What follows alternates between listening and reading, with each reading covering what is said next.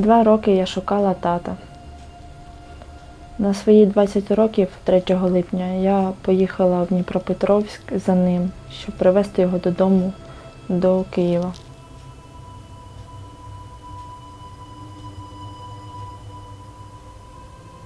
Я народилася в Любові. У нас була дуже гарна родина.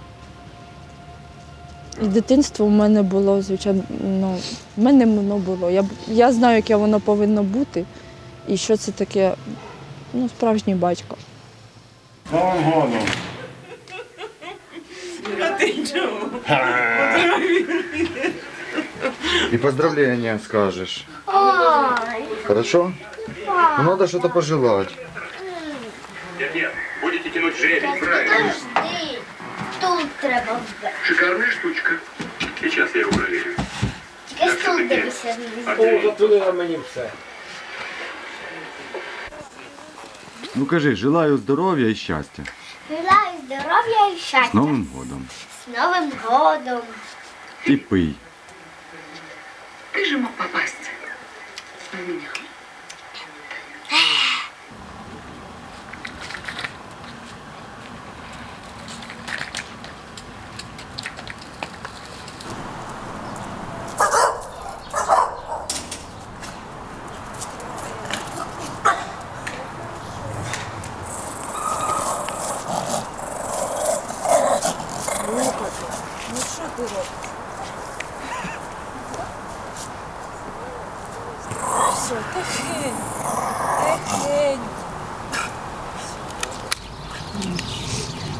Найбільше він слухався тата.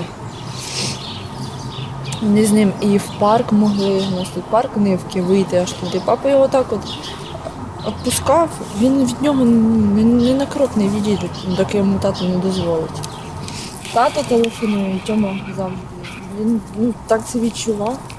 Біг до телефона, облизував його. Тато з ним розмовляв і він наче грався з ним.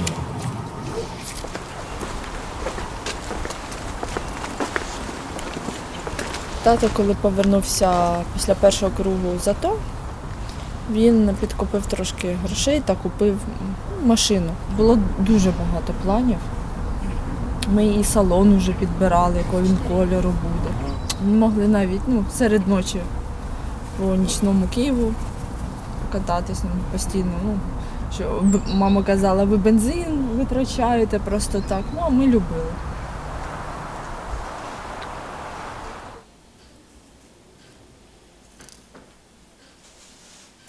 Коли почався Майдан, він спочатку по телевізору лежав, дивився, наблюдав, а потім взяв просто і туди пішов.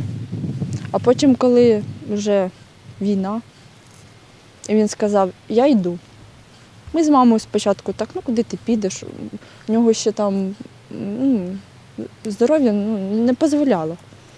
Ти не пройдеш відбір. Приходи, я пройшов.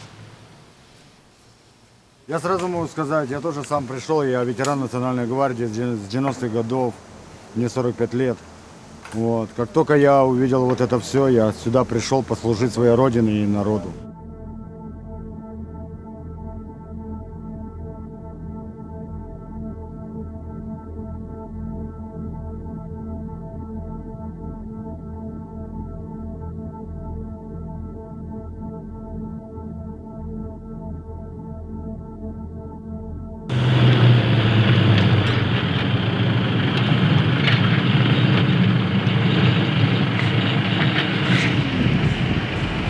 Да, ты смотри, не перевернись, сядь лицом на мешок.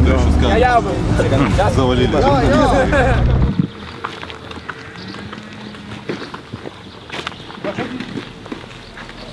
Дядька, уйди с дороги.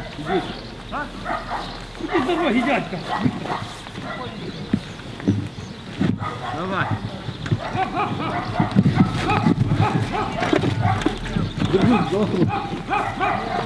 Я душа забором. Стреляй.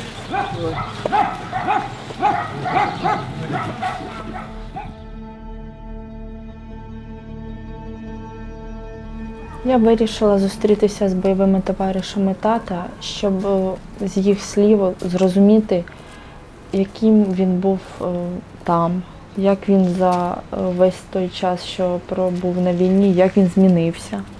І взагалі, що він відчував і які в нього були думки. Дуже позитивна була людина, дуже. Любов анекдоти. Я навіть помітила, що коли він отримав поранення і повернувся додому, він мене дивувало, що людина побувала на війні, звичайно, скільки бачила, скільки пережила. Що, дивлячись на це, він більше позитивних яких, кумедні такі історії, да,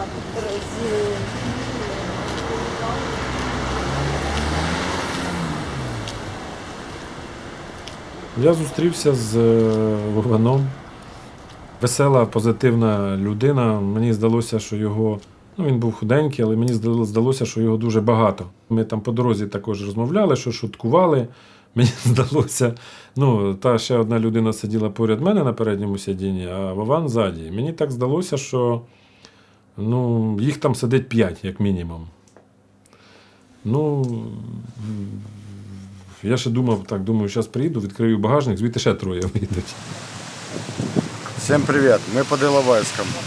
Сейчас будем штурмовать город. 2-й раз. 1-й раз у нас ничего не получилось, погибли наши 4 товарища. Да поможет нам Бог. Слава Украине! Героям слава.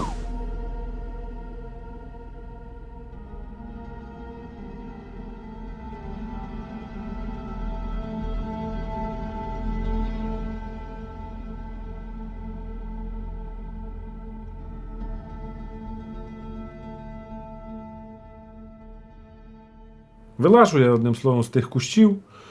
І хто воював, то він знає, про що я зараз говорю. І фішку рубаю, щоб свої ж не привалили прямо на виході з цих кущів, тому що ззаді нікого нема. Тобто я поліз туди, де не треба лазити нормальним людям.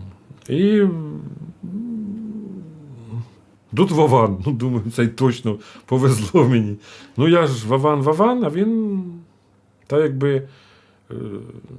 таке враження, якби я мовчав, то він не мимо прийшов. Я говорю, ти куди? Я вже такий же, думаю, що за фігня? Контузія, може, чи. Ти, говорю, куди? Він каже, я на Донецьк. Думаю, подожди до Донецька. Макеївка, потім Донецьк. Це ж, йолки-палки. Кажу, а чого тобі, говорю, в Донецьк? Я їх пойду, говорить, і всіх там, я їм зараз покажу в Донецьку. Я бачу, що людина, можливо, чи після контузії, чи що, тому що поведінка трохи неадекватна. Я так подумав, що всі там говорять, та не треба, та куди ти. Могло б не подіяти. Я прийняв рішення, що треба було там підібрати такі слова, щоб на людину подіяло. Я так сказав, що говорю, слышиш? Так ми, говорю, тут всі гамнюки, один ти, говорю, Наполеон. Тобто ти нікого з нас не береш, сам ідеш робити, ми ж всі прийшли за цим, щоб в Донецьк зайти. А ти, виходить, один пушистий, красивий Наполеон, а ми тут всі пиль подкопитна. Іди, говорю, сам, а ми ж уже якби. Він такий же зробив зразу. Хто знає, то він знає, про що я кажу. Ти всегда найдешь такие слова, ладно, пошли обратно, а что ты здесь делаешь? І вже пішло в нас, мені полегшало, що ми вже вдвох з Вованом. Потім, наскільки мені там відомо, він був поранений, вивезли його з Іловайську, слава Богу. Тому що своєю щирістю там складно було б йому там пройти те, що ми там далі пройшли. Але потім, вийшовши там вже з полону, я бачив кадри з ним. Він і залишився, нічого, все нормально. Залишився він такий, який він був, там світлий, веселий. Його знову було багато. Я родом из Полтавской области, это родом, город Лубный. А живу в Киеве, у меня жена киевлянка. А чем вы занимались до войны? Я сам компьютерщик, системный администратор. Это до войны. Вот.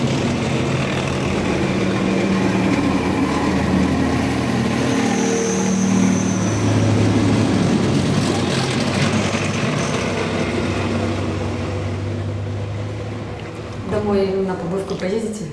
Честно говоря, дня на 2 хотел бы своих увидеть. Я очень долго их не видел. Вот, соскучился очень сильно.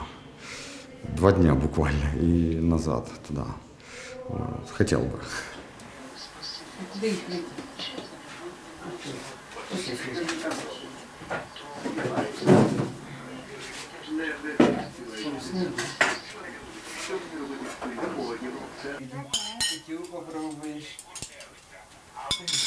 Лёзик. Скажи, бородатый седаль. Дай Слушай, Володя. А сначала батько пробує. Глава сім'ї. Да. Да. О! Ура! Ти ж не достанеш. Голова, значит, голова. Голова. Раз. Пісного дурдома. А ще 2 рази.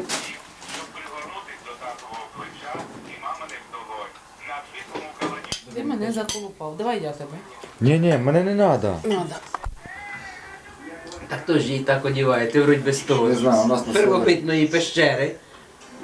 У нас отак молоді носили. Отак от. Все одно, якби ти не носив, А вже показується, вроді ти десь тімбіля отак носили. у глибокому пліну там. Ти знаєш, ти як отой, кого там зловили? Хусейна? У чеченському пліну глибокому десь був.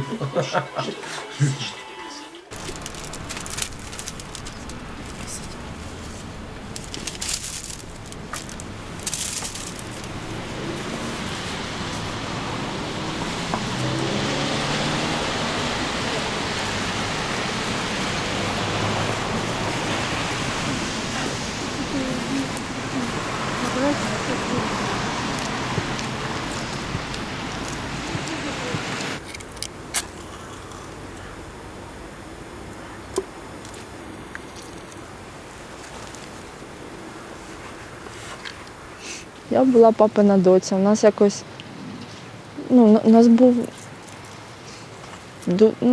такий зв'язок. Ми розуміли один одного навіть без слів. От я дуже схожа на нього повністю, і характер. Мамі навіть десь і важко було, тому що ми разом, ми більше один одного розуміли.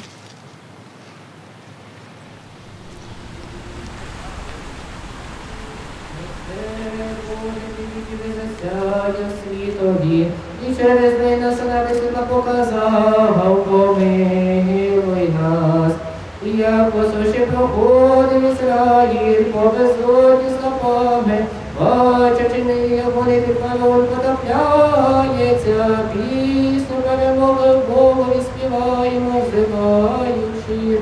Упокой, Господи, душу спочилого раба Твого, упокой, Господи, душу спочилого раба Твого, слава Отцю і Сину і Святому Духові, і нині повсякчас, і на віки віків. Амінь. Це досі пам'ятаю. Мама мені казала, що в цей день їй весь день було дуже погано. Мені було як завжди. Це близько 10-ї години було, а мами все немає. А я знала, що вона під домом, зустрілася у нас друг сім'ї, що вони там. І коли я вже виходила з кімнати і бачу по коридору йде мій Діма, я розумію, що вже навіть за 12-го, а він вже на академії. Тобто він такий час не просто так прийшов. І я тоді розумію, він мене обіймає, і на вухо мені каже, твого тата немає.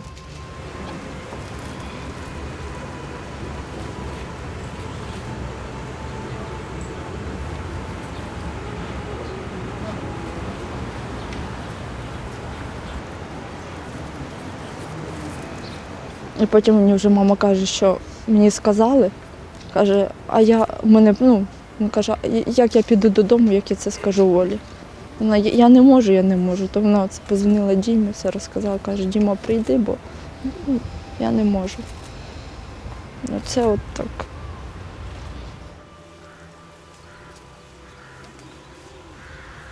То зрозуміло, ми всю ніч не спали. Мені якось, я це все уявляла, це ж зима, що він там лежить, йому холодно. Я розумію, що його вже немає, але як він там, їх вже не забрали. Їх забрали 21 лютого, тобто не зразу.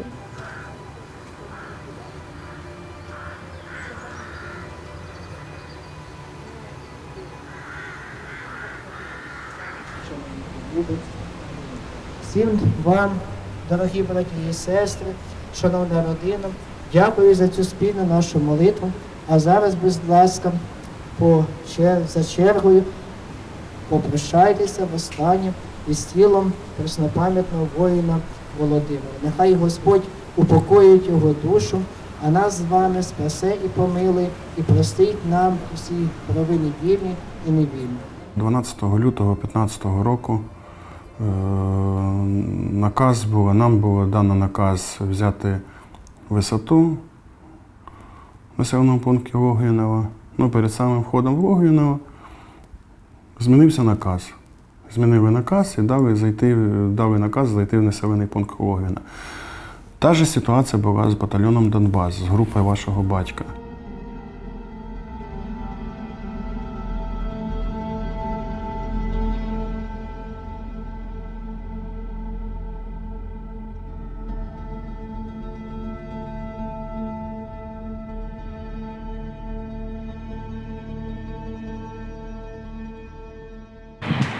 Як це кривиться, блядь? Ну не достаєш? Та набирав крутіт до глибокий. Там 5 метрів лишнього дроту. Тобто ми заходили в село, нам махали прапорами жовто-блакитними. Тоді наша відмітка була жовтий скотч на руках. Теж стояли хлопці з жовтим скотчем. Ми приходили без всякої думки, там, що це засідка. Коли ми пройшли, скотч зник жовтий, з'явилися білі пов'язки тряп'яні, і нас почали накрили.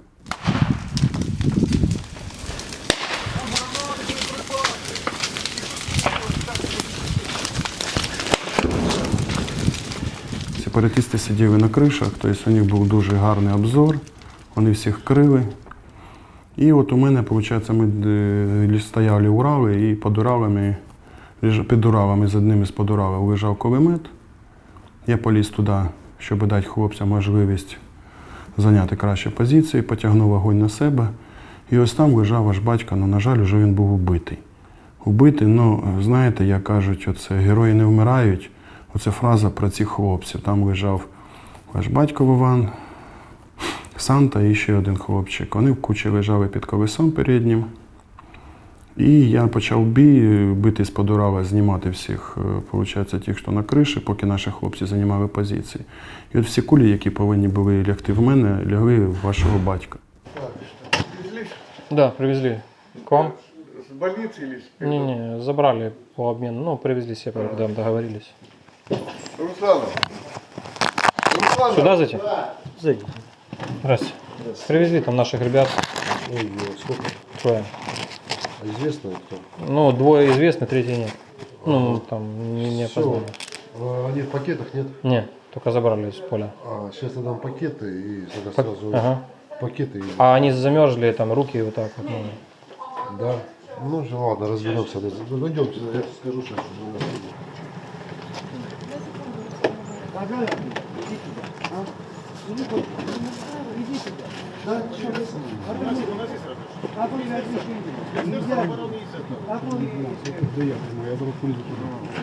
Давай, я возьму здесь. Давид, ты доставь их, ладно, сюда. Давай, держи. Да, держи. Пошли. Давай, держи. Пошли.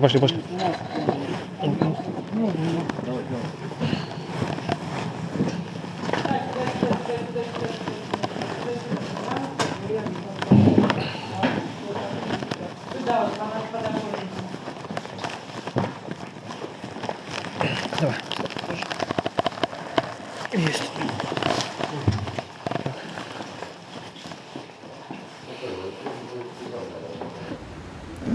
Рік точно, мені ще здавалося, що він є.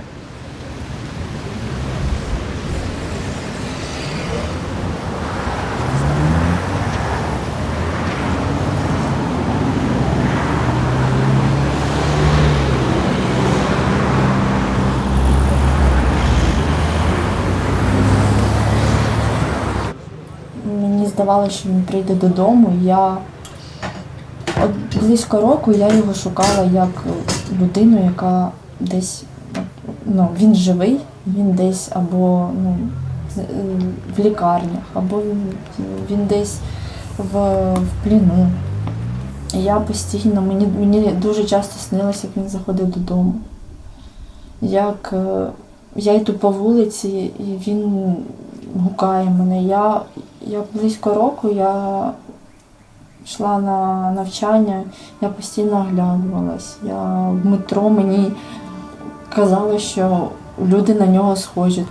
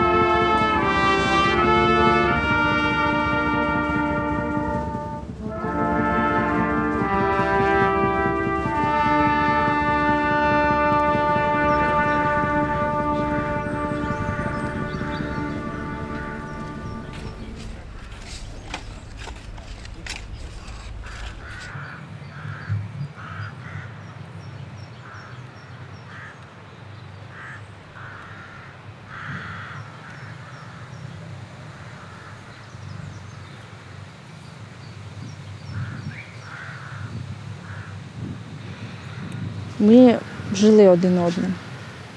А в один момент от просто все перевернулося. Зовсім. Ну що, ви... Тебя шалаш, да? Да. Все, снимаю. Який він. А от на мене.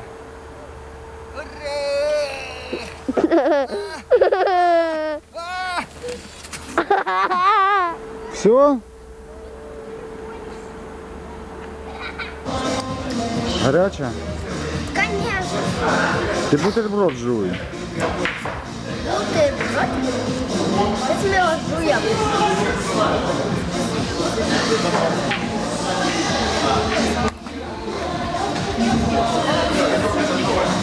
Ольга, що ти робиш?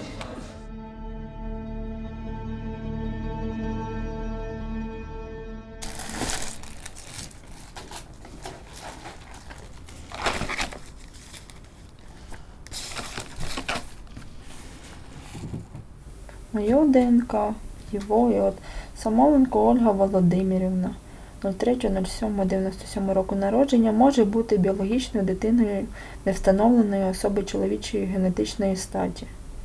Ймовірність даної події складає 99,9%.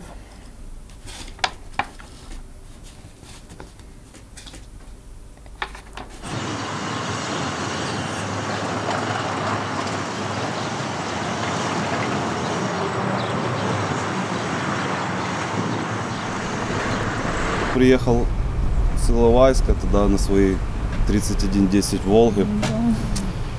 Как-то он мне позвонил, говорит, что ты делаешь? Я говорю, да ничего, говорю, на районе у себя. Он говорит, я сейчас подъеду, типа, кофе попьем. Ну то приехали, так он рассказывал там, что, как, куда, с ранением, после ранения. Я говорю, сейчас буду обратно ехать.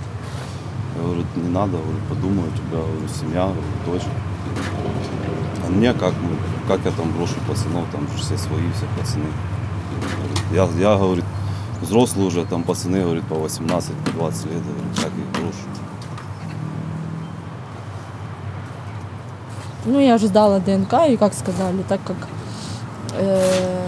они думают, что это он, и там тело очень обгорело, так ты его не опознаешь, и его ткань, ну, типа, клетки очень сложно, типа, взять, то надо его ткани, типа, в специальных растворах там выращивать, типа, чтобы, ну, типа, это. Ну, я спрашивали, сколько это займет. Ну, 3-4 месяца. Родилась на 2 года. мы уже доказали по документам, по ДНК, что это он, и вызвали нас к следователю. Я как-то так мельком увидела, что там есть вот эти же фотографии, когда только тело привезли. И мама такая: у вас там фотографии есть? Он такой: да, но вам лучше на это не смотреть. Знаешь, и я как-то, знаешь, первая, так типа к маме говорю: покажите. Я говорю, уже настолько, говорю, все пережили, я говорю, просто покажите. А там, получается, это тело горело, там лица вообще видно не было. Оно просто, знаешь, и он показывает, и знаешь, за секунду вот чувствуешь, что это твое родное, знаешь, вот туловище его, вот рука его, и поза, вот, знаешь, как он, вот просто он, и я за секунду говорю, это он, и вот в душе как-то уже, что действительно это он. Очередная попытка прорыва.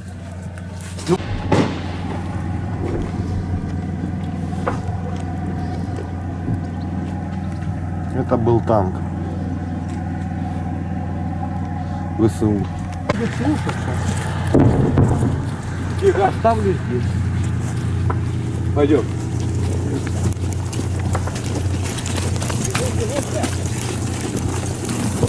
А то фу, что ли, ебать, решили прорваться на зону. Недаром мы давай, нам плены есть.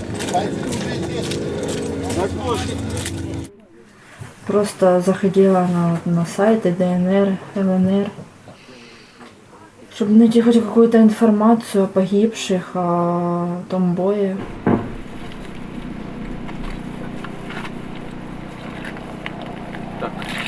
Вот что будет с теми, кто придет на нашу землю. Лицо не снимай. У нас еще 2 лежат. Просто просматривала эти видео, они там и час, и 2 длились, и я просто высматривала тело отца, или может, честно сказать, я ожидала увидеть его живым, может, он где-то в плену. Недаром мы давай, нам плены есть.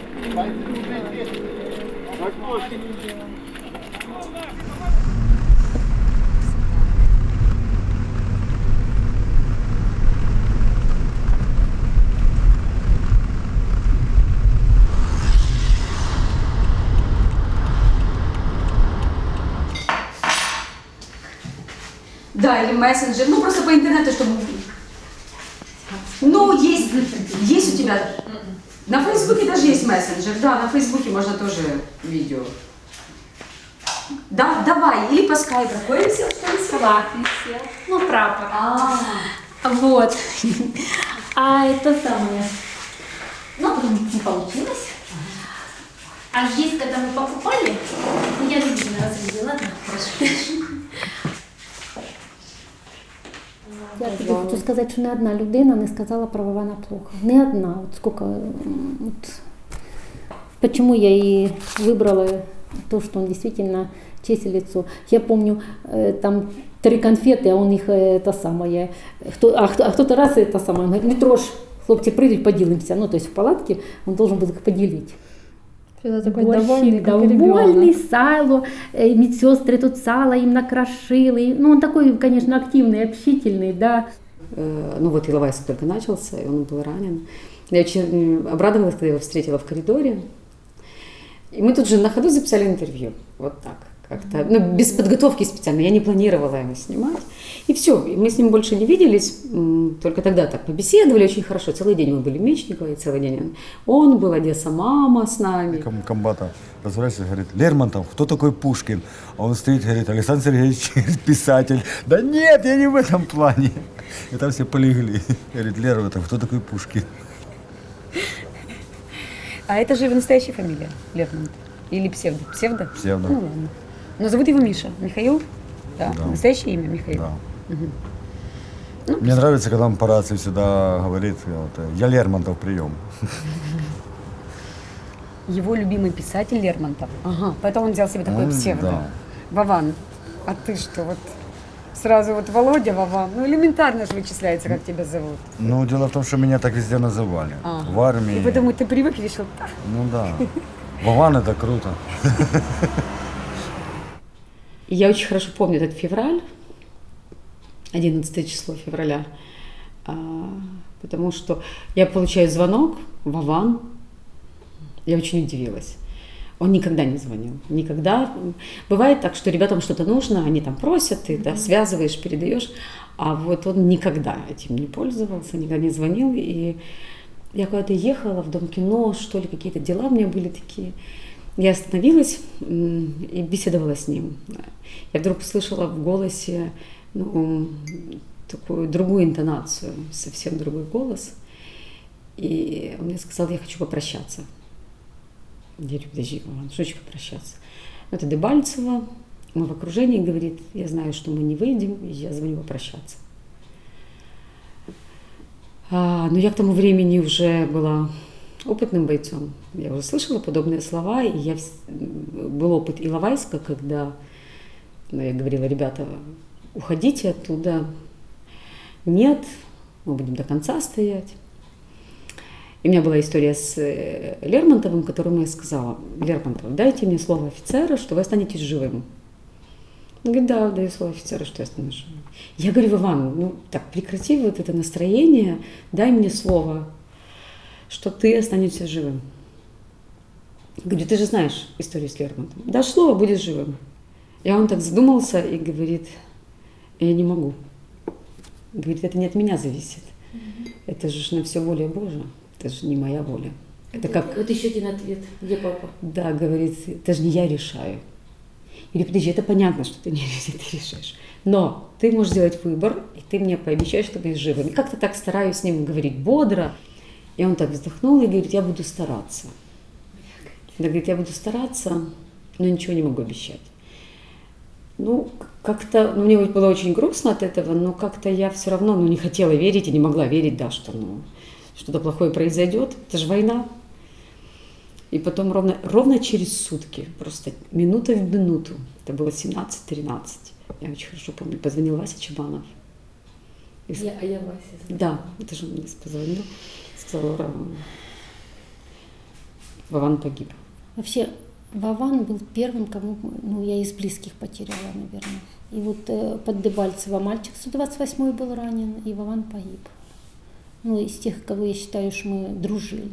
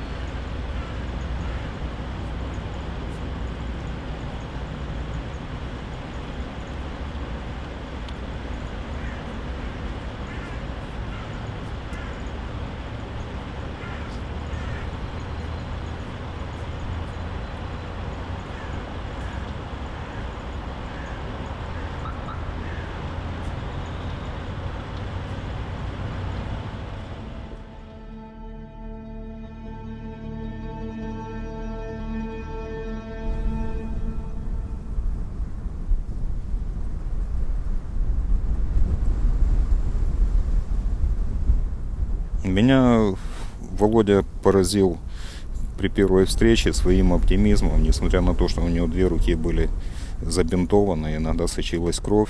Его улыбка и оптимизм вселяли в меня уверенность. Так случилось, что более 2 лет тело Володи пролежало на Краснопольском кладбище. За это время были проведены неоднократно экспертизы ДНК. Мы начали обсуждать вопросы, как сделать эксгумацию и отвезти Вована в Киев. И как потом оказалось, приедет Оля. Я знал, что Оля молодая девушка и намного моложе моей дочери, и поэтому для меня было не совсем понятно, как молодой человек возьмет на себя такую нелегкую ношу. Я узнал, что именно в этот день Оле исполняется 20 лет. Это для меня еще было удивительно.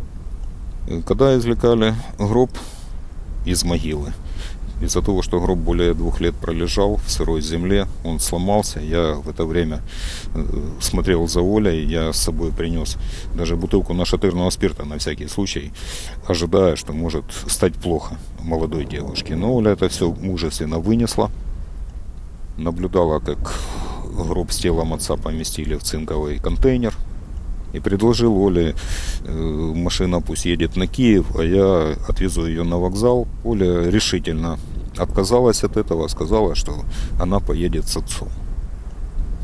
Так Вован поехал в свой последний путь в Киев.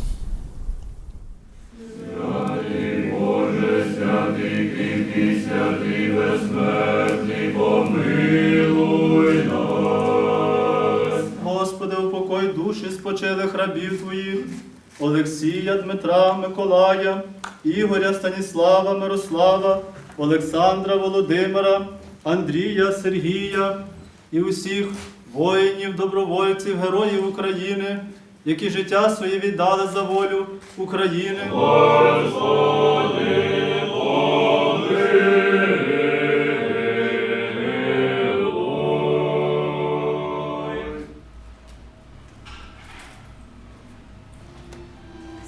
Орденом за мужність 3-го ступеня посмертно полковника Бойка Олександра Олександровича. Нагорода вручається дружині Бойка Світлані Олександрівні. Всі вони без виключення заслуговують на всі державні нагороди, але дуже прикро і боляче, що ці нагороди отримують ми, дружини, посмертно, в чорних хустинах. Я дуже сильно бажаю Україні перемоги в цій клятій війні. І хочу, щоб усі пам'ятали, всі люди України, якою дорогою ціною дається нам ця перемога. Дякую. Нагороду. Візьміть, допоможіть, тому що викинули все. Підійдіть, допоможіть. Допоможіть, що Солдата Самойленка Володимира Івановича. Нагорода вручається дочці Самойленка Ользі Володимирівні.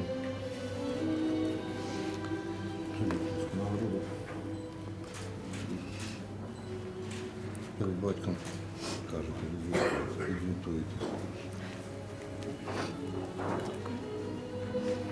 Солдата Туркова Ігоря Леонідовича. Нагорода вручається дружині Турковій Надії Миколаївні.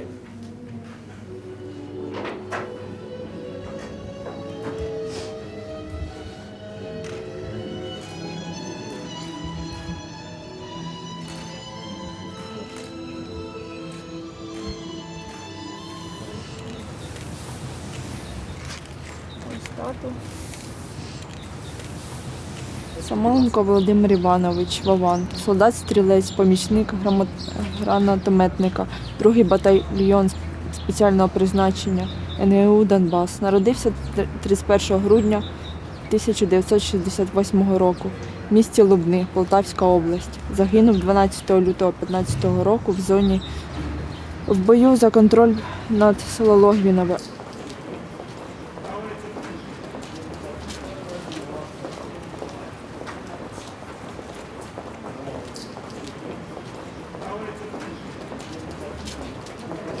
Вони виїжджали на бойові, і татко твій дуже захворів. В нього була дуже велика температура.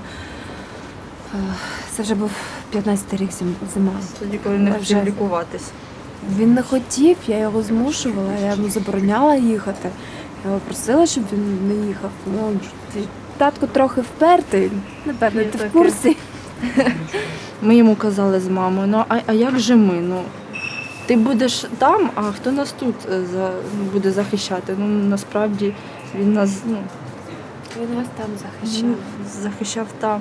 Тому ви вже пробачте йому те, що він Зараз час йде, я розумію його вчинок, чому так, чому вже... Це не тільки тому, що повертаючись звідти, ми не можемо залишити війну поза плечима. Навіть до сьогодні я вже повернулася, я вже тут, займаюся улюбленою справою, але я все ще на війні. Думками, своєю душею, своїми діями щоденними. Я все одно ще там. І тому просто пробачимо те, що він все одно пішов. Він пішов не від вас. Він завжди був з вами. Він пішов на війну. Бо там була його душа, серце, там були ті хлопці, яких він пам'ятав ще з Петрівців і яких більше немає. І вже настало на той момент, коли він ще був з нами тут. Тому просто пробачимо це і пишайся тим, що твій батько є герой і ти дуже на нього схожа.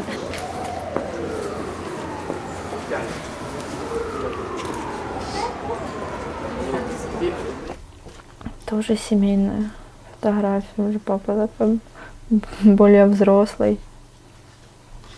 Ну, это подростковая такая фотография.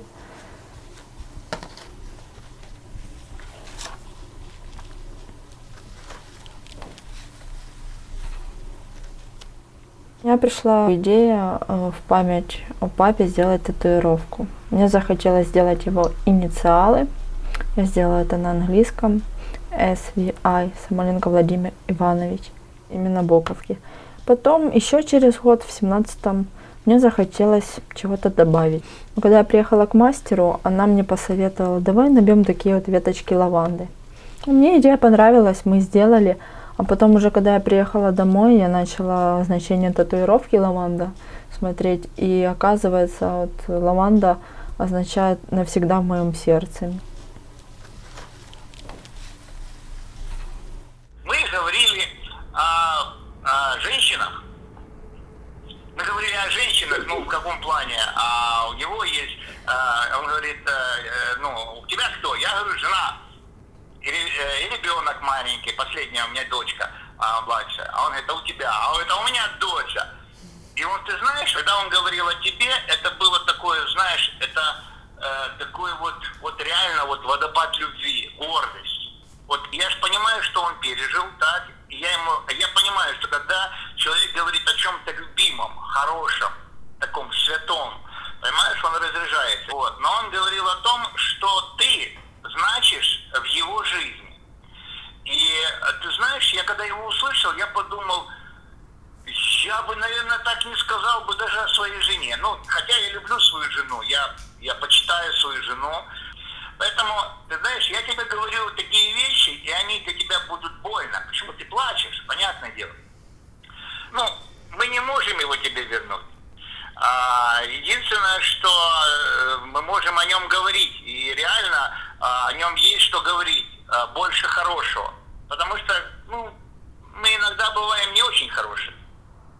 Вот. А тебе слезы, потому что это твой папа, потому что на фоне других некоторые бойцы выжили, а он умер. Как жить с этим? Жить, радоваться, гордиться. Ты дочь воина. Вот ты реально дочь воина. Потому что я тебе скажу, я сам воин. Я знаю, что такое быть воином. Я знаю, что такое бояться и делать.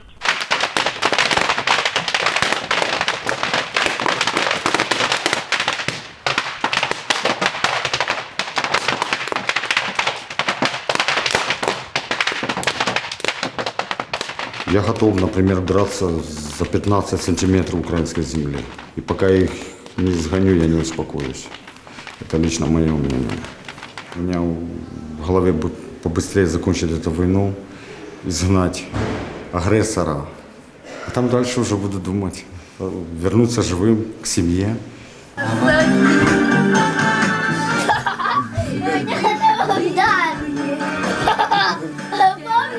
Папа, стой, папа. Скажи hello. Ви побачите. Hello, yeah. З Новим годом! З Новим годом! Що таке кажеш? Не маєш Нового года. Неймовірні факти життя. Це моя дочка. Красавиця. А я твоя обіцянка. Що знайшли лікарі у Вона ще індійської обіцянка. дівчинки?